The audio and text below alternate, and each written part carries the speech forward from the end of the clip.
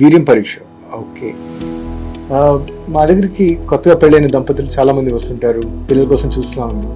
మేము చూస్తామంటే వాళ్ళని అడుగుతాం వీర్యం పరీక్ష చేయించుకున్నారని. అన్నిటికంటే ముఖ్యమైన పరీక్ష వీర్యం పరీక్ష. మా వాళ్ళు సరిగ్గా చేసుకోవాలంటే భార్య భర్తలు కలుసుకోకుండా ఒక 3 లేదా 4 రోజులు వాళ్ళకి గ్యాప్ ఉన్నప్పుడు సీమెన్ పరీక్ష చేయించుకోమంటాం. సీమెన్ పరీక్ష కూడా చేసేది ఏదో చిన్న చితక ల్యాబ్లో కాకుండా కొంచెం మంచి ప్లేస్లో చేయించుకోమని చెప్తాం. డయాగ్నోసిస్ సెంటర్లో చేసిన టెక్నీషియన్ మంచివాడు ఉండాలి.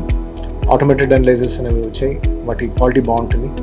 ఒకసారి బాగుందని సంతోషపడిపోకుండా సాధారణంగా మేము అవసరమైతే ఇంకొకసారి కూడా చేయించుకోమని చెప్తాం. 2 రిపోర్ట్స్ రెండింటికి మధ్యన కనీసం ఒక 1 నెల రోజులు వ్యవధి ఉంటే రిపోర్ట్ సాధారణంగా కరెక్ట్గా చెప్పగలుగుతాం.